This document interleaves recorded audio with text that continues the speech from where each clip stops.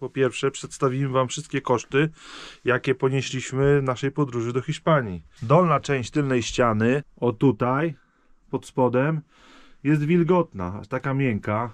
I najprawdopodobniej to jest wina całego przecieku, całej usterki. Dlatego tutaj już jest wszystko opróżnione z szafek. Koszty będą też niemałe. Okno jest ok. Najgorzej możemy zobaczyć jest tutaj na samym dole 87%, 47,25. Paliwo wyniosło nas w Anglii 216 funtów. Już później we Francji i w Hiszpanii dodatkowo 560 euro. Całe koszty, jakie ponieśliśmy już w euro, łącznie z promem, z zakupami, to jest...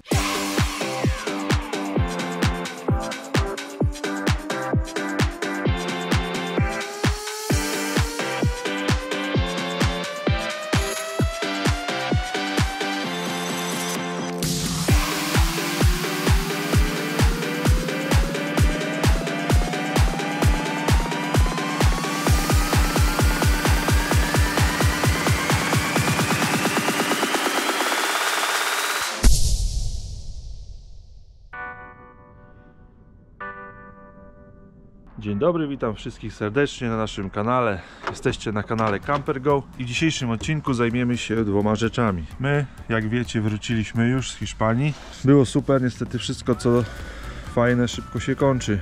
Idziemy do kampera, kamper stał tydzień. Otworzymy sobie go i coś Wam pokażę.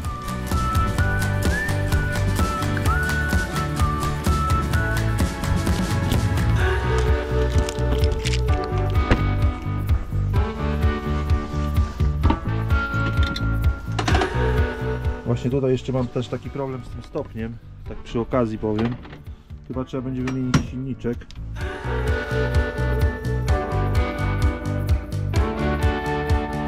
Także jestem już w środku. W dzisiejszym odcinku zajmiemy się takimi rzeczami, że po pierwsze przedstawimy Wam wszystkie koszty, jakie ponieśliśmy w naszej podróży do Hiszpanii. Była to podróż kamperem na święta, na około 10 dni.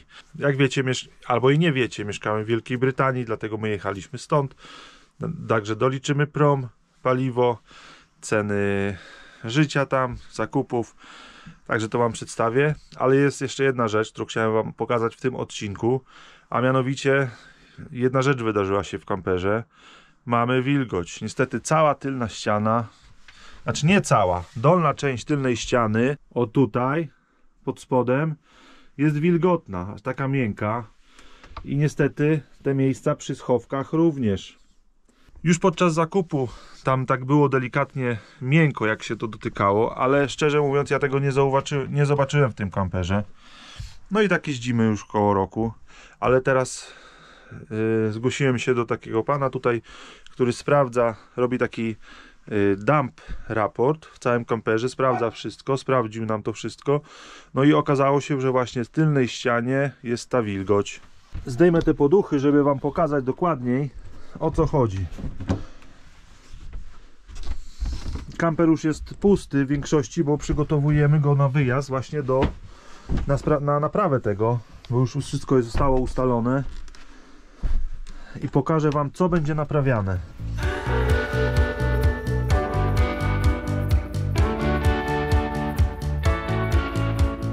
Więc tak, tutaj będzie wymieniana część dolna tej ściany, mniej więcej od tej wysokości, jak jest łóżko.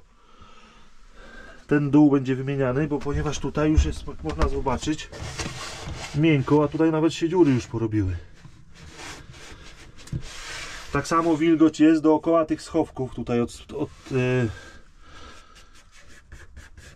od zewnątrz. Także będzie wymieniana ta część tutaj, mniej więcej dotąd.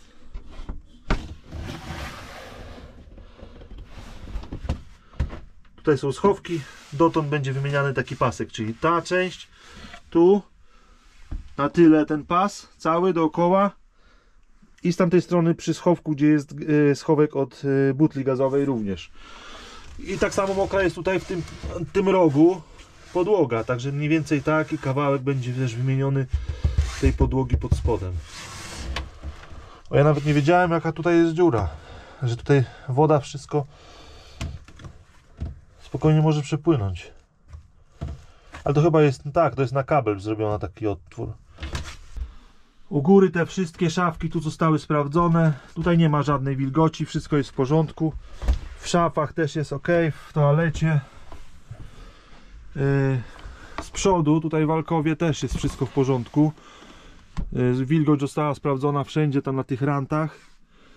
Pan powiedział, że jest w bardzo dobrym stanie to wszystko. Tutaj też u góry, także tylko ten tył. A ten tył przecieka dlatego, że zderzak był kiedyś naprawiany i ktoś najprawdopodobniej po prostu źle zamontował ten zderzak i poszła wilgoć, bo jest bagażnik rowerowy przykręcony tutaj, ale tutaj jest wszędzie suchutko, tak samo dookoła okien jest wszędzie suchutko. Tam gdzieś u dołu przecieka. Zaraz pójdziemy na zewnątrz, jeszcze pokażę wam, jak to wygląda z zewnątrz. Podczas naprawy będzie demontowany cały ten schowek, tu są butle gazowe. Będzie wymieniany tamta część wewnętrznej ściany, tak mniej więcej odtąd do tyłu, tam na całym pasie tylnym i z tamtej drugiej strony, czyli takie U będzie wymienione. Schowek będzie uszczelniony, bo ten silikon, ten uszczelniacz tutaj też jest no bardzo słabej jakości. Idziemy na drugą stronę, pokażę wam, jak to wygląda. Tutaj w przednim schowku też będzie wymieniony ten silikon. Jest to bardzo słabej jakości już wszystko. No i największy problem z tyłu. Otworzę ten schowek.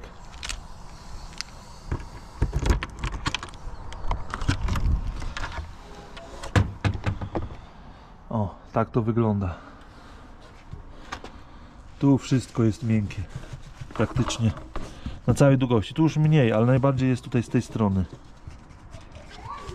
Podczas naprawy będzie demontowany cały ten zderzak. Tutaj widać, że był on już naprawiany wcześniej. Ktoś zaczepił. Jest poklejone. Więc zderzak na pewno był wcześniej demontowany. I najprawdopodobniej to jest wina całego przecieku, całej usterki. Ponieważ on jest przymocowany gdzieś z tej strony i z tamtej, tutaj do tylnej ściany i najprawdopodobniej to jest źle wykonane. Bo tu od góry nie ma żadnego uszczelnienia. Także woda się leje po tej ścianie, no i niestety tam przy mocowaniu tego zderzaka wchodzi do środka i dlatego poszła woda do ściany. Także ja wrzucam wam właśnie ten raport teraz ze sprawdzenia całego kampera. Można widać procentowo, jak wilgoć jest wszędzie. Najwięcej jest właśnie na tym tyle. Ale co mnie zaskakuje, bo pan powiedział, że też tutaj z przodu pod przednią ławką też tam na dole jest 50%, ale tutaj nie ma ani żadnego łączenia. Ja tak myślę, że kiedyś pamiętam, podczas jednej z naszych wycieczek Kaja tutaj rozlała cały napój. I może to jest przyczyną. Niestety to, no nie wiem. Oni będą to sprawdzać, uszczelniać. Prawdopodobnie może coś jeszcze dojść. My jesteśmy już umówieni z tym panem na naprawę. Kamper jedzie prawdopodobnie już w następnym tygodniu. Dlatego tutaj już jest wszystko opróżnione z szafek. Koszty będą też niemałe. Z tego co wstępnie ustaliliśmy, za naprawę tego kampera będzie to 3700, około 3700 funtów, bo mieszkamy w Wielkiej Brytanii. Także będzie to naprawione, dookoła będą wymienione uszczelnienia. To wszystko będzie naprawione. Także miejmy nadzieję, że się to wszystko skończy dobrze i będzie już spokój z tym kamperem. Ja biorę zeszyt, który mieliśmy w Hiszpanii, gdzieś on tu był. O. I tu jest wszystko zapisane, wszystkie nasze koszty. Także biorę się za podliczenie tego i widzimy się za chwilę w domu. Poopowiadamy troszkę o naszych kosztach z tej podróży. No i tym magicznym sposobem wskoczyliśmy do pokoju. Także pokrótce jeszcze omówię wam ten dump raport, czyli takie sprawdzenie wilgotności w całym kamperze. I mam tutaj ten screen, który dostałem od pana, który dokładnie wszystko wyrysował na kamperze. A mianowicie tak, możemy zobaczyć, że to jest lewa strona kampera, tył, prawa strona kampera. To jest jakby z góry dach. No i tutaj jest cała ta alkowa. Więc tak, tutaj powiedział nam, że naokoło wszędzie jest w porządku, że to jest normalne. Okno jest ok. Najgorzej możemy zobaczyć jest tutaj na samym dole 87%, 47,25. Tutaj jest schowek od gazu. Czyli tak, ta część będzie wymieniana. Tutaj ta podłoga, a tutaj ta tylna ściana, tak do wysokości właśnie siedzeń i prawa część prawej strony. To jest zaciekawiające, że tu jest 57%, ale nie ma tu żadnego połączenia. Jest to jakby tutaj jedna płaska ściana. Tak jak mówiłem już wcześniej, najprawdopodobniej jest to spowodowane tym, że coś tutaj się rozlało, ale to jeszcze będzie jakby tutaj sprawdzone dokładnie. Tak jak widać, sufit jest w porządku. Tutaj wszędzie jest ok i przód alkowy też jest w porządku. Najgorsza sprawa niestety ten tył i ten kawałeczek tutaj podłogi, taki narożnik, który zostanie też wymieniony. Cała naprawa potrwa około tygodnia. Będziemy auto zostawiali niedaleko, tutaj godzinka drogi od nas, gdzie mieszkamy. No i tyle. Także teraz przechodzimy już do części, na którą pewnie sporo Was czekało, bo też parę osób się już pytało mnie, ile dokładnie nas wyniosła podróż, więc zapraszamy na drugą część odcinka. What you do, you know that all I think about is you. Say the things you say, I don't know how you make me feel this way. I got you inside my head, and you're never coming out. I don't know what you do to me, maybe I'm insane. I just want you to stay. All night, baby, all night. All night, baby, all night. All night, baby, all night. All night, baby, all night. I want you to stay with me. When you're with me, I can't breathe. You are all I'll ever need, ever need. I want you to stay with me. When you're with me, I can't breathe. You are all I'll ever need. All night. All night.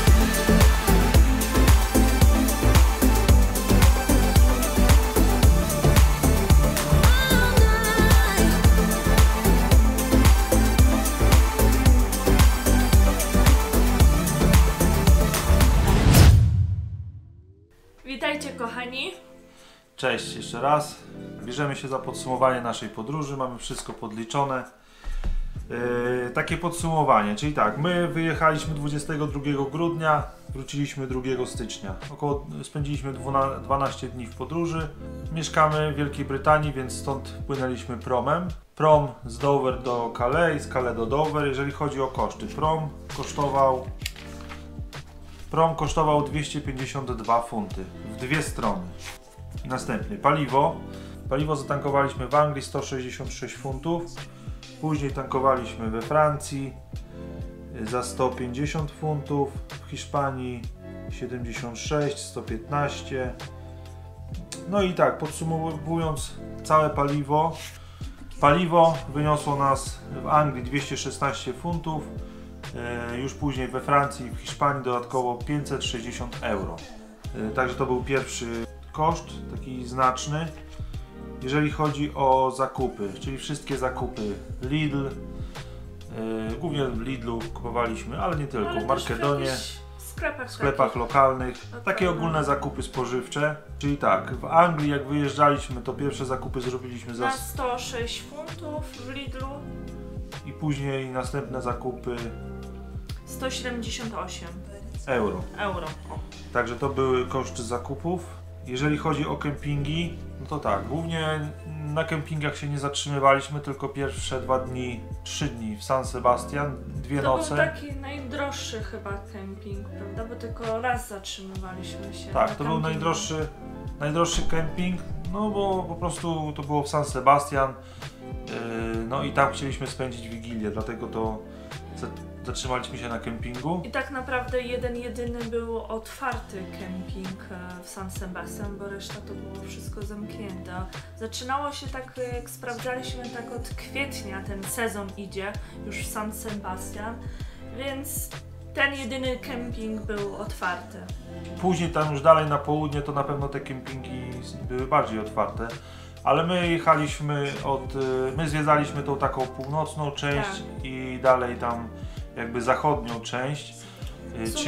W sumie mieliśmy jechać do Portugalii, no ale czasu nam trochę zbrakło, więc więc nie pojechaliśmy. Pamiętam. Tak pokrótce, gdzie byliśmy, to widzieliście wcześniej na tej takiej krótkiej przebitce z drona. To oczywiście nie są jeszcze wszystkie miejscowości, które odwiedziliśmy, ale jeżeli Was ciekawi, to zapraszamy na serię z naszej wycieczki w Hiszpanii. Autostrady, więc co, do Hiszpanii w górę jechaliśmy przez Francję drogami bezpłatnymi. Trochę się baliśmy. Ja się bałam. Ja się nie bałem, chociaż bo to ciężko się jechało, bo wiadomo. Jeszcze naszym dużym Edkiem, no niestety trochę strach jest. No bo przejeżdża się przez małe miejscowości. Tak. Nasz kamper jest powyżej 3,5 tony, więc czasami z nawigacją było ciężko, bo tak pchała nas takie miejscowości, ale jakoś przejechaliśmy. Także w górę do Hiszpanii nie płaciliśmy za autostrady w ogóle. Ale zachęcamy, bo naprawdę fajne były miejsca i miasteczka małe, więc czasami warto. No jeżeli jest czas, jeżeli macie czas, to warto pojechać sobie właśnie bokiem. Wracaliśmy już drogami płatnymi, normalnie autostradą płatną, z tego względu, że po prostu brakowało już nam czasu i chcieliśmy szybko, jak najszybciej dotrzeć z powrotem do domu. Autostrady w Hiszpanii 36 euro i 34 centy. tak, Francja, powrót. Z Francji autostrady tylko za sam powrót wyniosły 152 euro, ale to jest jeszcze bez jednego odcinka, bo wracaliśmy autostradą A28 i odcinek między zjazdem 27 a 25 jechaliśmy drogami bezpłatnymi, dlatego że chcieliśmy wstąpić, to już był wieczór i wstąpiliśmy na camperplatz, camping, tam gdzie była powódź, więc tam zjechaliśmy, więc kawałeczek nie płaciliśmy. A propos tamtego rejonu, warto tam zatankować w Leclercu, tutaj w miejscowości takiej, nie jestem w stanie jej przeczytać, zaraz Wam napiszę. Tam było dosyć tanie paliwo, najtańsze jakie widzieliśmy w całej Francji. Także autostrady, jeszcze raz, w Hiszpanii 36 euro i 34 centy, Francja, autostrada tylko powrotna 152 euro. Bilety na autobusy. To autobusami gdzie jeździliśmy? No tylko San Sebastian i w Bilbao. San Sebastian, Bilbao. I łączny koszt? Bilety nas kosztowały 19 euro. Także dużo autobusami nie jeździliśmy, tylko w tych dwóch miejscowościach, w San Sebastian i w Bilbao. Restauracje. San Sebastian. Tak, San Sebastian, Getaria, Tapia Bilbao. i Bilbao. No to nas... Najwięcej zapłaciliśmy w Getarii. Tak. 87 euro. Zamówiliśmy tam 3 takie gotowe dania na talerzach, które składały się właśnie z przystawki, z dania głównego, z deseru i z napoju. Dodatkowo w Bilbao jedliśmy jakieś przekąski, jakieś wtapi, kawa 5,5 euro. 2 kawy i Coca-Cola chyba. W Gijón też 7 euro, 2 kawy i cola kai. I pizza na ostatnim camperplacu, ta, która miała być taka dobra, była odgrzewana. 16 euro, po 8 euro jedna pizza. Koszt restauracji 195 euro. Tak. Nas wyniosło. Następna sprawa? Pamiątki. No to pamiątki to magnesy. Naklejki, no to 21 euro. Tylko my byliśmy w takim okresie, tak, gdzie sklepy są pozamykane raczej. Tak samo przykładem może być San Sebastian, gdzie praktycznie wszystko było zamknięte, bo tam odwiedzaliśmy to w pierwszy dzień świąt. Tak. I jeden otwarty taki mały sklepik, który po prostu miał ceny z kosmosu.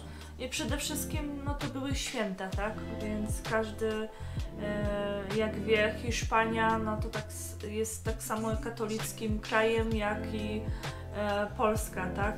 Więc świętują tak jak my. Wejściówki. Gdzie byliśmy? Byliśmy tylko w akwarium. No. W Gijón. Także 3 bilety wejścia do akwarium to jest 49 euro. Sumując wszystko, więc wydaliśmy 574 funty, co daje 671,59 euro. To jest to, co wydaliśmy w Anglii na paliwo i na zakupy. Dodatkowo wszystkie euro, które wydaliśmy jeszcze tam w Hiszpanii i we Francji, to jest 1387 euro.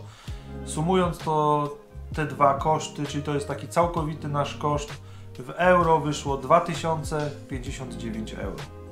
Na złotówki po kursie 4,31 wychodzi 8874,29 groszy. W sumie zrobiliśmy 4202 km i średnie zużycie paliwa jakie mieliśmy to 10,9 litra na 100 km. Więc tak, podsumowując, Czy warto? moim zdaniem? Moim zdaniem warto. Moim zdaniem też warto, bo po prostu to co się zobaczy, co się odwiedzi zostaje w nas, więc jak najbardziej polecamy. Czy dużo kosztowało? Myślę, że nie, no bo każda wycieczka all inclusive też was kosztuje, tak? Więc nie wiem, każdy ma inne Priorytety i tak, inne zapotrzebowania. my lubimy w ten sposób zwiedzać świat, zwiedzać Europę i w ogóle. Jeden poleci na all inclusive, a drugi pojedzie Edkiem, tak jak my Edkiem jeździmy, tak? Gdzie mogliśmy zaoszczędzić? Oszczędzaliśmy? No, nie oszczędzaliśmy, słuchajcie, tak dużo. Bo to, co chcieliśmy, to jedliśmy, kupywaliśmy sobie. No, nie jeździliśmy codziennie do restauracji, tak. ale tak co 2 dni. Jak chodziliśmy do Lidla, to nie patrzyliśmy, o, tego nie wezmę, bo jest drogie, tak? Tym bardziej, że no my mieszkamy w Anglii i na co dzień kupujemy tutaj w Anglii produkty, więc dla nas ceny te, które były w Hiszpanii, no to są praktycznie podobne, nawet i taniej, więc my nie porównujemy ich do polskich cen, tylko porównujemy do tych, które mamy tutaj na co dzień, więc... Ale my też dużo trochę z domu wzięliśmy, więc to nie jest tak, że my tylko w restauracjach jemy i kupujemy, chodzimy na zakupy i w ogóle, ale też zabieramy ze sobą to, co ugotowałam, to, co zrobiłam. Mieliśmy dużo świątecznych potraw, które jedliśmy później przez parę następnych dni. Więc to jest takie... Także tak każdy... było. Tak. Najlepsze miasto, jakie z naszej wycieczki, które Ci się podobało? Wszystkie. San Sebastian jest San fajny. Sebastian jest piękny. Bilbao. Na pewno wrócimy. Ale San Sebastian na pewno, to jest do polecenia. Tak. Tutaj jeszcze musimy dodać, że skorzystaliśmy z pomocy pewnej dziewczyny, która prowadzi swoją stronę na Facebooku, na Instagramie też, czy nie? Tak, na Instagramie. I nazywa się ona Polka w Krainie Basków. Także my skontaktowaliśmy się, Ania się z nią skontaktowała i też dużo nam podpowiedziała, gdzie pojechać, co zobaczyć, także polecamy, warto tam odwiedzić tą stronę. Mieliśmy się spotkać, ale niestety święta wypadły, więc zachęcamy i warto czasami się kogoś zapytać, który mieszka ileś lat i może podpowiedzieć dużo ciekawych rzeczy. Jeżeli chodzi jeszcze o miasto, to tak, San Sebastian, no i na pewno Tapia de Casariego. Tak. Widoki cudowne, plaża, tam fale takie duże były, więc też raj dla surferów, bardzo polecamy. Najlepszy camperplac, camping, który Ci się podobał? Mogę 2? Mogę. Tapia i Bilbao. To chyba było takie najlepsze dla mnie. Jeżeli chodzi o Bilbao, tak, położenie było super, bo było na takiej górze. Widok niesamowity, w nocy przede wszystkim. Na całe Bilbao. Tak, no on był taki, nie był najtańszy, ale minusem jest tam, że nie ma prysznicy. No właśnie to jest taki minus. Bardzo duży minus. No. Ale zawsze to tam jest... Ale są toalety, woda, prąd, wiadomo, także to polecamy. Jeżeli chodzi o pogodę w Hiszpanii w grudniu? No to tak, pokazywało nam przed wyjazdem, że ma być 3 dni ciepła, a resztę ma padać, więc trochę przestraszyliśmy się, ale było cały czas słoneczko, więc... No były tam jakieś zachmurzone dni, ale to nie były tak, że od rana do wieczora, tylko po prostu... szczególnie z rana to czasami tak było zachmurzone, ale się rozpogadzało bardzo często. Ale 2 dni mieliśmy takie do 21 stopni w słońcu. Tak, w Bilbao to było bardzo ciepło. I w San Sebastian, wtedy jak pierwszy dzień chodziliśmy zwiedzać. Wiadomo, ta część Hiszpanii jest to górna część Hiszpanii, północna, więc z pogodą tam jest różnie. Wiemy, że znajomi pojechali w tym samym okresie tam na dół Hiszpanii, Alicante i jeszcze dalej, także mieli bardzo ciepło, więc No w grudniu, ale grudzień jest też fajnym właśnie Tak. miejscem, żeby tam pojechać do Hiszpanii. Podsumowując, całe koszty, jakie ponieśliśmy już w euro, łącznie z promem, z zakupami, to jest 2059 euro. Przeliczając na złotówki, to jest 8874 zł. Także co? Kończymy. Do zobaczenia. Dziękujemy, że oglądaliście. Pozdrawiamy wszystkich serdecznie. Pamiętajcie o jakichś subskrypcjach, kciukach. Powiem tak, jak mówią inni youtuberzy. Większość z widzów nas nie subskrybuje. Subskrybuje tylko około 20%. Także pozdrawiamy wszystkich. Pozdrawiamy serdecznie i do usłyszenia. Do Pa. zobaczenia. Pa!